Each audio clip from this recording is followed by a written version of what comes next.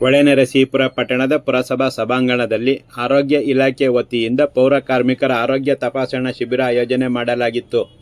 ವರ್ಷದ 365 ದಿನವೂ ನಾಗರಿಕರ ಆರೋಗ್ಯ ರಕ್ಷಣೆಗಾಗಿ ನಗರದ ಸ್ವಚ್ಛತೆ ಕಾಪಾಡುವಲ್ಲಿ ಶ್ರಮಿಸುವ ಪೌರ ಕಾರ್ಮಿಕರ ಕಾಯಕ ವಿಶೇಷವಾಗಿದ್ದು, ಅವರ ಆರೋಗ್ಯ ರಕ್ಷಣೆಗೆ ಹೆಚ್ಚಿನ ಆದ್ಯತೆ ನೀಡಬೇಕಾದ್ದು ನಮ್ಮಗಳ ಕರ್ತವ್ಯವೆಂದು ಪ್ರಭಾರ ಮುಖ್ಯಾಧಿಕಾರಿ ನಾಗೇಂದ್ರ ತಿಳಿಸಿದರು.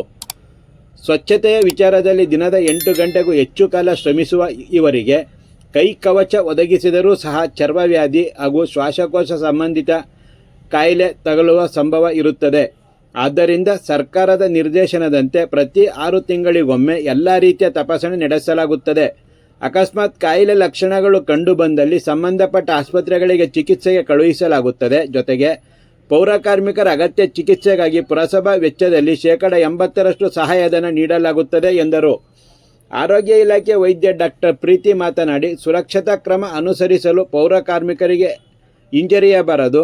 ಜಾಗೃತ ಪರಿಕರಗಳನ್ನು ತೊಟ್ಟು ಸ್ವಚ್ಛತಾ ಕೆಲಸ ಮಾಡುವ ಮೂಲಕ ಯಾವುದೇ ಸೋಂಕು ತಗುಲದಂತೆ ಮುನ್ನೆಚ್ಚರಿಕೆ ವಹಿಸಬೇಕು.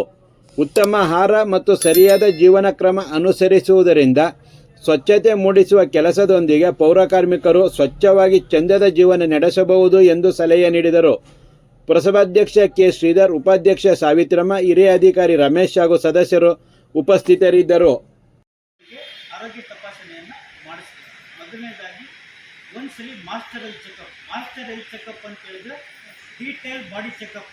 ಅದರಲ್ಲಿ ಎಲ್ಲ ರೀತಿ ಡಯಾಗ್ನೋಸ್ ಆಗಬೇಕು. ಎಕ್ಸ್ರೇಯಿಂದ ಹಿಡಿದು ಎಲ್ಲ ರೀತಿ ಡಯಾಗ್ನೋಸ್ ಆಗುತ್ತೆ. ಅದನ್ನು ವರ್ಷಕ್ಕೆ ಒಂದ್ಸಲಿ ಮಾಡಿಸ್ಬೇಕು. ಕನಿಷ್ಠ 6 ತಿಂಗಳಿಗೆ ಒಂದ್ಸಲಿ ಸಾಮಾನ್ಯ checkup, general checkup, BP, sugar ಇಂಥವೇನಾದರೂ ಇದ್ದರೆ ಚೆಕಪ್ ಮಾಡಬೇಕು. ಅದರಲ್ಲೂ ಸಹ ಡಯಾಗ್ನೋಸ್ ಆದರೆ ಅವ್ರನ್ನ ಹೆಚ್ಚಿನ ಚಿಕಿತ್ಸೆಗೆ ಸಂಬಂಧಪಟ್ಟ ಆಸ್ಪತ್ರೆಗಳಿಗೆ ನಾವು ಕಳಿಸ್ಕೊಡ್ಬೇಕಾಗುತ್ತೆ. ಹಾಗಾಗಿ ಪೌರ ಕಾರ್ಮಿಕರು ನಾನು ಹೆಚ್ಚಿನ ಇನ್ನೂ ಮಾಹಿತಿ ಇರುತ್ತದೆ. ನೀವೆಲ್ಲರೂ ಸಹ ನಮ್ಮಲ್ಲಿರ್ತಕ್ಕಂಥವ್ರು ಕಾಯಂ ಪೌರ ಕಾರ್ಮಿಕರಿದ್ದೀವಿ. ಆಲ್ಮೋಸ್ಟ್ ಎಲ್ಲರೂ ಕಾಯಂ ಪೌರ ಕಾರ್ಮಿಕರಿದ್ದೀವಿ. ಕೆಲವೇ ಜನ ಮಾತ್ರ ನಮ್ಮಲ್ಲಿ ಔಟ್ಸೋರ್ಸಲ್ಲಿ ಡ್ರೈವರ್ಸು, ಚಾಲಕರು, ಕ್ಲೀನರ್ಸ್ ಇದ್ದಾರೆ. ನಿಮಗೆಲ್ಲ ಏನು ನಾವು ಗುತ್ತಿಗೆದಾರರ ಮೂಲಕ ಕನಿಷ್ಠ ವೇತನ ಕೊಡ್ತಾ ಇದ್ದೀವಿ. ನಿಮಗೆಲ್ಲ ESI ಸೌಲಭ್ಯ ಇದೆ. ಯಾರೂ ಸಹ ಆರೋಗ್ಯ ಹದಗೆಟ್ಟಾಯಿತು, ನಾನು ಆಸ್ಪತ್ರೆಗೆ ಹೋಗಿ ನನ್ನ ಹತ್ರ ದುಡ್ಡಿಲ್ಲ, ನಾನು ಹೆಂಗೆ ಚಿಕಿತ್ಸೆ ತಗೊಳ್ಳೋದು ಅಂತ ಯಾರೂ ಸಹ ಯೋಚನೆ ಆಗಬಾರ್ದು. ಕಾಯಂ ಪೌರ ಕಾರ್ಮಿಕರಿಗೆ ರಾಜ್ಯ ಸರ್ಕಾರ ಒಂದಷ್ಟು ನಮಗೂ ಸೇರಿಸಿ, ನನಗೆ ಯಾವ ಚಿಕಿತ್ಸಾ ಸೌಲಭ್ಯ ಇದೆ ಅದು ನಿಮಗೂ ಇದೆ. ನನಗೆಲ್ಲಿ ನನ್ನ ಕಾಯಿಲೆ ಇದೆ ಅಂದರೆ ನಾನು ಎಲ್ಲಿ ಹೋಗಬೇಕು ಅದೇ ಹಾಸ್ಪಿಟ್ಲಿಗೆ ನಿಮಗೂ ಹೋಗೋಕ್ಕೆ ಅವಕಾಶ ಇದೆ. ಆದರೆ ಏನಪ್ಪ ಅಂದರೆ ನಾವು ಸ್ವಲ್ಪ ಮುಂದೆ ದುಡ್ಡು ಕಟ್ಟಬೇಕು. ಮುಂದೆ ದುಡ್ಡು ಕಟ್ಟಿ ಅನಂತರ ಕ್ಲೈಮ್ ಮಾಡಿಸ್ಕೊಬೋದು. ಆದರೆ ಸ್ಥಳೀಯ ಸಂಸ್ಥೆಗೆ ಮಾತ್ರ ಇನ್ನೊಂದು ವಿಶೇಷ ಅವಕಾಶ ಇದೆ. ನೀವು ಯಾವ್ದಾದ್ರು ಆಸ್ಪತ್ರೆಗೆ ದಾಖಲಾದಾಗ ಅಲ್ಲಿ ಏನು ನಿಮ್ಮ ಟ್ರೀಟ್ಮೆಂಟಿಗೆ ಒಂದು 2 ಲಕ್ಷ ಹೆಚ್ಚಾಗುತ್ತೆ ಅಂದರೆ ಕನಿಷ್ಠ 80% ಮೊತ್ತವನ್ನು ನಮ್ಮ ಇಲಾಖೆ ನಿಮಗೆ ಮುಂಗಡವಾಗಿ ಬರುತ್ತೆ. ಆ ಥರ ಏನಾದರೂ ಸಂದರ್ಭ ಯಾರಿಗೂ ಬರೋದು ಬೇಡ.